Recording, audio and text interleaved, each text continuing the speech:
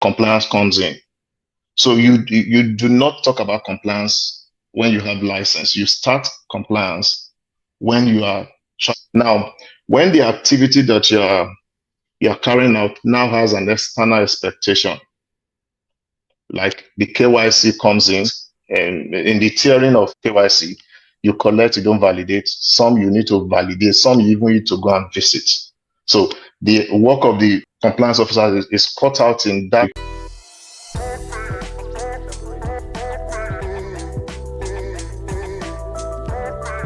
I would like to start with you giving us a definition of compliance, have a baseline to discuss. Okay. Yeah, compliance, the definition could be as many as the number of people you ask. But generally, from the word compliance means that you are complying to something. So it could be a policy, it could be a process. So it could essentially be some internal decision that you have made and you have documented, and you want to abide by those documentation. I know when people talk about compliance, it comes from an external perspective, but that's a part of compliance. So that could be external compliance, but really your policies and your processes are critical element of compliance. So compliance is basically abiding or adhering to policies, processes, and rules of maybe organization, of a system, of a program. That's just the simple definition of compliance. Awesome. So jumping into, real talk now, when I have to consult with fintechs, right, or we discuss with them, I hear, we don't have a license yet, so we should not be bothered about compliance. It's only the banks and, the large fintechs that CBN and all those people have their eyes on. Those are the only people that should bother about compliance. We don't have license. What are your thoughts around that? Should unlicensed fintechs bother with compliance? So compliance is like a behavior, right? And it is what you do when there's no expectation on you that you are going to do when there's expectation on you. So the aspect of regulation external is when there's an expectation. But even as a business or as an organization or a team, you should have an expectation of yourself. So if you have expectation of meeting customers' expectation or SLA, then compliance comes in. So you do not talk about compliance when you have license. You start compliance when you are trying to meet customer expectation. Again, your business is established to satisfy customers. Customers have expectation. So once they have expectation, that becomes your rule or your policy. And that policy is what you now need to comply with. So compliance from internal perspective is adhering to whatever promise that they have made to a customer.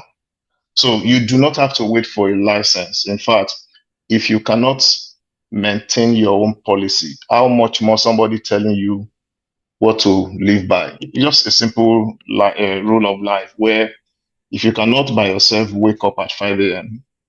and somebody is then telling you to wake up at 4 a.m. So you must have been able to practice some self-discipline before you can then adhere to external. So compliance is both internal, and the more you comply with your internal rule, the more likely you are going to meet external expectation. Okay. What kind of activities or processes fall into compliance? So if a compliance person resumes at 8 a.m. today, what kind of stuff would they be doing? So the thing about compliance is that it comes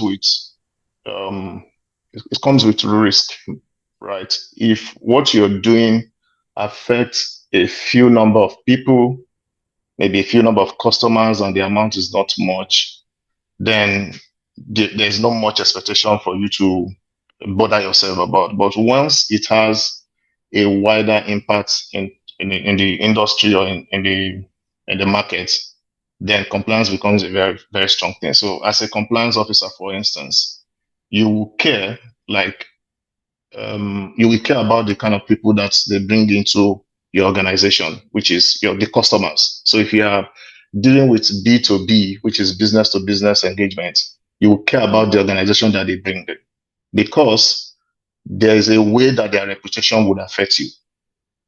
If you are a B2C, you will care about the man on the street that they are bringing to your organization. So onboarding, for instance, is a normal requirement that you need to know your customers, right? Know the customers that you are bringing on board so that you can talk about them. And I liken compliance with HR. When HR is bringing a staff in, they get credentials of the staff.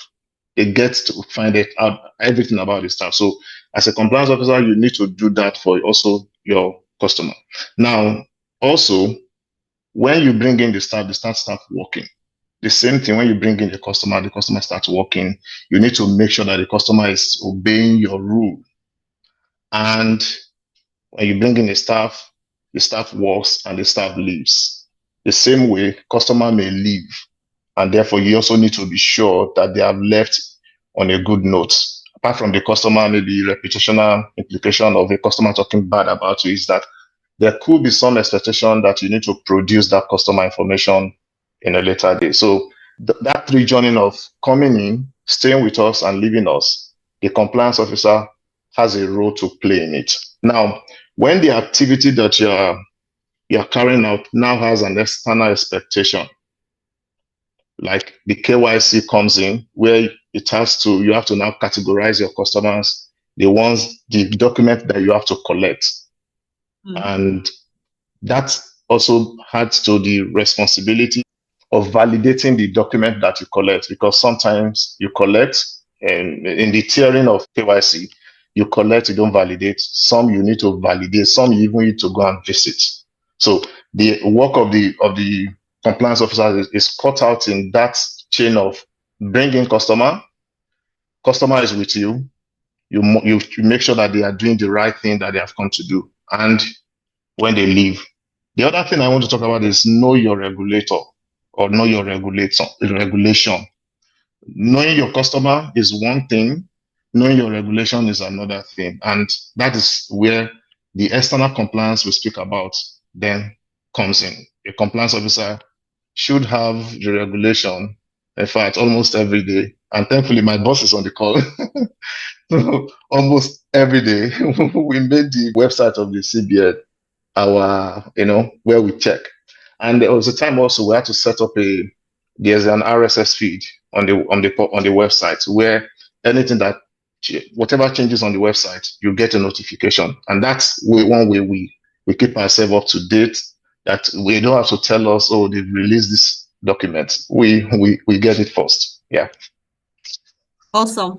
I'd just like you to quickly unpack what RSS feed is for people that are not to know. Yeah. So RSS feed is, so if you the website that has it, how do I explain this in a simple way? It's a way to monitor the changes that happens on maybe on a website, for instance. It's like a feed that can come into your email, like an information sort of. So when changes happen on that website, it automatically is sent to your email. So what I did then was to connect my email to the CBN website, such that there are pages. There's a page on circular, there's a page on guideline, and I connected my email to it. Once there's a change on that page, I get a notification, and then I go and download the document. So guys, you see what I was telling you about Wale? Before you know it, it's not just only risk, he enters into some other place. I hope somebody picked that. What I'm saying that is, people have told me, the regulators, especially for Nigeria, that they are too much. And CBN doesn't only regulate payments, CBN regulates microfinance banks, CBN regulates banking. So if you're a fintech that is into digital bank, we don't have one license for digital bank. You would have a microfinance bank license, and then you have a PSSP license. And if you have an FC license that's helping you to lend money, there are many places your eyes need to be. So if you have that RSS feed, right, it just helps you. Yeah. A very good segue into my next question for you, which is about how tech and automation can help with keeping up to date with compliance. Yeah, so one thing that I'll share from my experience. One thing we did was, credit to the boss on the call. We discovered that there's a lot of rules, right, that we need to work on. It is not only the central bank, because as a corporate entity, you are not, so CSE is there and CBN is there that has given you license. And if you play into the market of savings and the rest, or stock exchange, you have also a regulator. So what we did was to identify all of the regulators that we are liable to comply with. Then we developed what we call a rule book. And that rule book essentially contains all of the rules that exist in the Nigerian payment ecosystem. Not only that, that a corporate should comply with. When we went a step further, we identified the team internally that should have that responsibility. So it's not the role of the compliance officer to do those things. The role of the compliance officer is to monitor that those things are done. Now, if your organization don't know what needs to be done, then you cannot comply. So you need a compliance officer that is aware of what is going on. So we did that documentation, identified all the teams that are responsible for every line item in that regulation, and we map it to them. And then when we are drawing up our compliance evaluation monitoring program, maybe quarterly and the rest, we know when we are going to HR, the things that we're going to be asking HR. In fact, a week ahead, we have already told HR we're coming. The plan is already there. HR knows that these people are coming to check us for so and so. So what can you do as a compliance officer? First, the CBN has actually made it very easy. If you go to the website today, you can download the entire rule book, both in PDF and in audio version, right? So you can sit down and listen to the regulations, right? You can sit down and listen to the regulations. So what we did was to then take all of those things and put it on our SharePoint. So if you are looking for each of the documents that make up the rules in the industry, you will go to our SharePoint, you just search and you get. I'm sure they probably would have improved on it now, because what we're trying to also do was to automate those requirements to now be emailed to individuals before maybe if it's expecting you to send a report at the end of the month, a particular time in the month, you get a notification that this is due. Again, that is a lot of automation that needs to happen there. And you can your simple onboarding process, right? Sometimes you are collecting data and you don't even validate whether the data that you are collecting for a particular field can fulfill that purpose. And as a simple Excel, creating a form that collects the right information. So name is name, email is email, phone number is phone number, so that you don't collect what I call dirty data. And then you discover that this data is not useful. So automation can come in, but this is a caveat, right? Automation comes into speeding up what you can do well. So automation is about efficiency. You must have a process in place that automation is coming to make faster. Because if you have a defective process, automation is going to make that defective process faster. So instead of you getting 2 or 3 errors in 1 hour, automation is going to make it 100 in 1 hour.